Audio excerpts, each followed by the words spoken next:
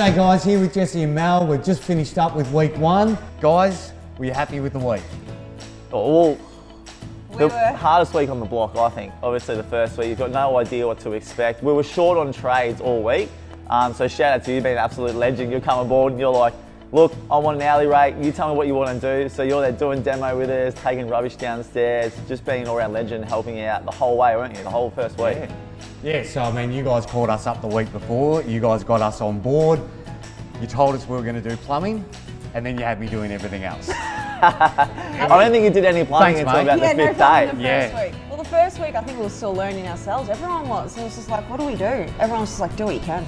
And that's it. I think that, well, in the end, we put all our time and resources into the bedroom, which that was the biggest challenge. That was on the Saturday when we're there, and Scotty goes, you've got to deliver a bedroom and a bathroom in a week's time. But and yeah. The bedroom had to be done in 4 days. Yeah, that's right. The bedroom had to be done in 4 days.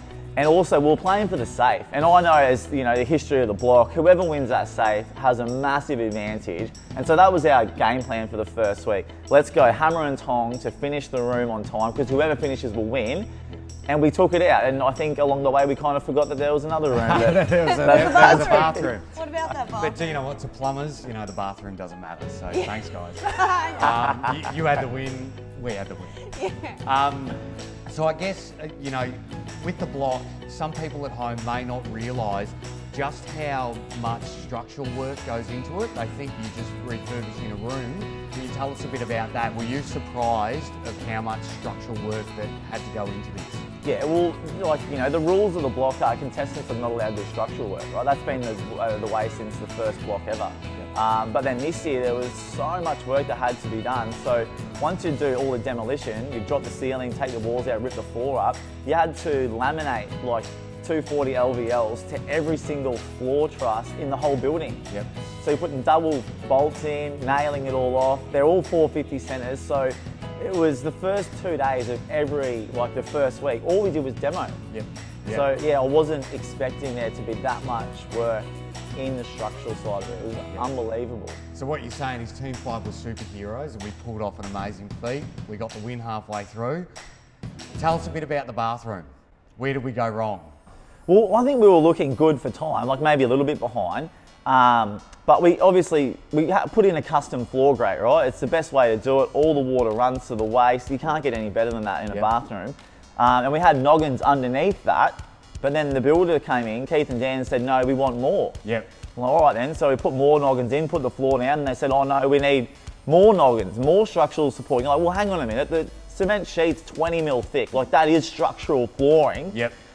It's already got a noggin underneath, and underneath the floor. So how much more do you need? Yeah. Well, elephants aren't walking through the room, are they? Do you know what I mean? Like the average, or 100 kilo max or something. Yeah. You know, it's 450 centres of the trusses. It's like, where's it going? Yeah. Where is it going, Matt? Yep. And remember we had the debate about the floor waste? Yep. Yep. And Scotty come in and made a huff and a puff, obviously, and said, you know, you need 2 floor wastes. But the building standard in Victoria is you don't need 2 floor wastes in a bathroom, right? As long as you've got 1. Yeah, so that was the big challenge that, you know, being Victorian plumbers, it's not necessary for us to put floor waste gullies in, and they just kept changing the goalposts on us, didn't they? Well, they did. Well, because we had that custom floor grate, we were able to put 2 floor wastes in that grate, right? Yeah. And you were going to put another trap on it, run it back to the stack. So essentially our idea was, all right, we'll give you 2 floor wastes, but off that same floor grate. Yep. And they just couldn't comprehend, right? Yep. No NTN, there's like, what's going on here? And so we ended up having to put the other one in. So just little things along the way that you don't know when you first start, and we had to do it. So let's touch on quickly the tiling. We didn't get it done in the end.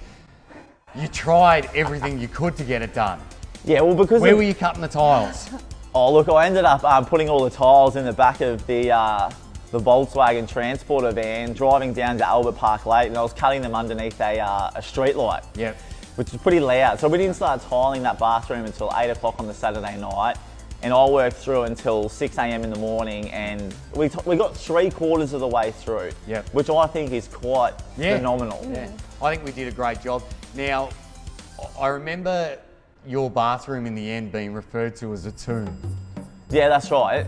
I think the judges were trying to insult us, but we obviously took it as a massive compliment because, as you know, like they bury kings and pharaohs in tombs, and so to me, I was like, look, you know, thanks very much. Really appreciate the positive feedback. We're just going to keep going along with what we're doing. So in the end, the judges say it looks like a tomb. You say it's fit for a king. We go the functionality and the layout and the end result, the lighting. It was brilliant, and you know, I think anyone would enjoy that bathroom. Oh, it's Yeah. a beautiful bathroom. Yep. And it grew on me the more we spent time in there. I was just like, this is a great bathroom. Well, I think the floor plan of that bathroom worked extremely well because we had, like, obviously we were brainstorming, right, trying to figure out where to put the toilet, the vanity. Because originally we were going to have the vanity next to the door, then the toilet, then the shower screen. Yep. And you're like, no, you want the toilet out of sight. Yep. So we put the toilet behind the door, the vanity, freestanding glass, and then we had the wet room, right? Yep. The beautiful shower and the freestanding bath. Yep. Like, stunning. Big week, you know, huge week this week. Came away with a win.